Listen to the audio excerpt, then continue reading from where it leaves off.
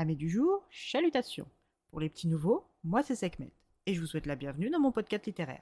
Dans mon émission, je vais tenter 3 fois par semaine de vous donner envie de découvrir des livres de tout poil, récents et moins récents. Alors, si ça vous tente, c'est par ici la suite. Aujourd'hui, je vais vous présenter Bienvenue à la librairie Iyunam de Wang Boren, publié aux éditions Piquet.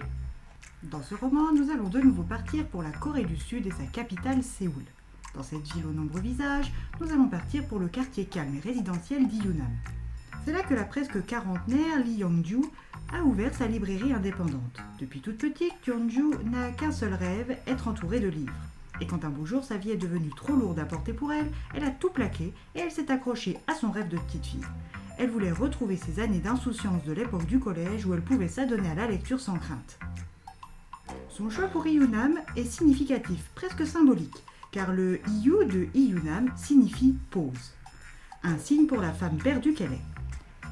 Avant d'être sa librairie, la bâtisse était une maison individuelle que son précédent propriétaire avait transformée en café avant de l'abandonner purement et simplement. Après plusieurs années laissées à l'abandon, le commerce avait besoin d'un grand coup de neuf. Mais loin de rebuter Jeongju, cette perspective la motivait car en remettant les lieux en état, c'est sa vie qu'elle remet sur de bons rails. Après sa visite avec l'agence immobilière, elle s'est décidée sans attendre. Elle a trouvé dans la foulée son nouvel appartement. Heureusement pour elle, elle avait suffisamment d'argent de côté pour acquérir les deux en une fois.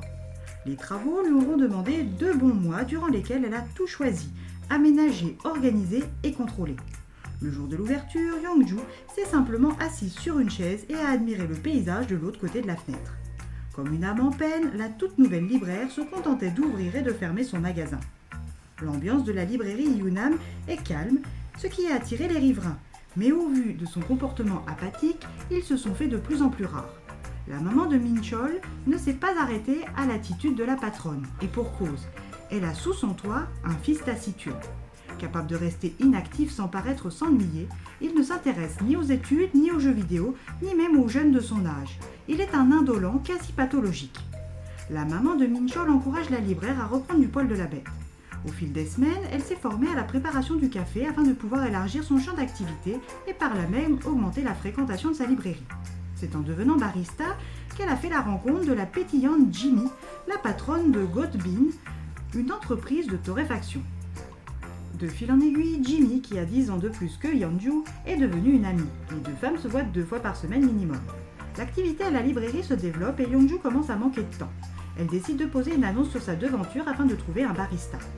Kim Min-jun a 31 ans, il ne tient pas à travail depuis des mois, il a besoin d'argent rapidement. Quand il voit cette offre d'emploi, il tente sa chance. Après avoir prouvé sa capacité à faire un bon café, il discute avec Young-ju du poste. Il devra travailler de 12h30 à 20h30 du mardi jusqu'au samedi, pour un salaire horaire de 12 000 won. Les conditions sont bonnes, la patronne rémunère généreusement, et l'ambiance de la librairie lui fait bonne impression. Seul bémol, si l'on peut appeler ça ainsi, c'est que dans 2 ans maximum, il n'aura plus de travail car Young-ju a d'ores et déjà prévu de fermer sa librairie.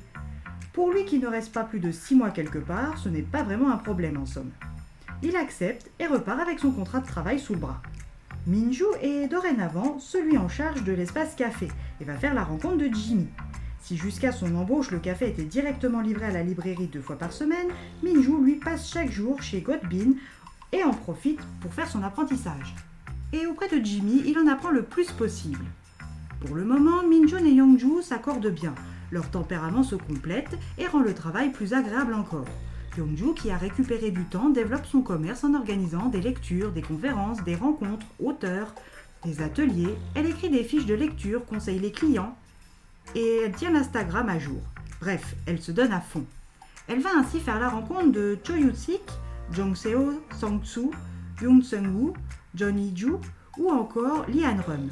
Après plus de 2 ans aux commandes de sa librairie indépendante, Young-ju va-t-elle tout arrêter comme prévu ou l'aventure va-t-elle lui donner envie de poursuivre plus longtemps?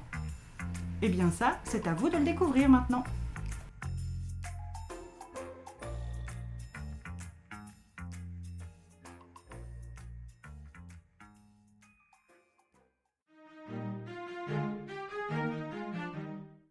Une lecture douce au rythme lent qui nous permet de rencontrer des personnages aux particularités singulières. Un voyage dépaysant à portée de main et d'yeux. Et bien voilà, j'en ai fini pour aujourd'hui. J'espère que cet épisode vous aura plu et vous aura donné des nouvelles idées de lecture. Si vous souhaitez découvrir d'autres petits bonbons littéraires tout droit sortis de ma bibliothèque, je vous retrouve le samedi 10 janvier prochain pour un nouvel épisode. Et si d'ici là je vous manque de trop, n'hésitez pas à me rejoindre sur mon compte Instagram, @leslectures de Sekhmet. J'y suis tous les jours. Sur ce, salut les amis et à la prochaine.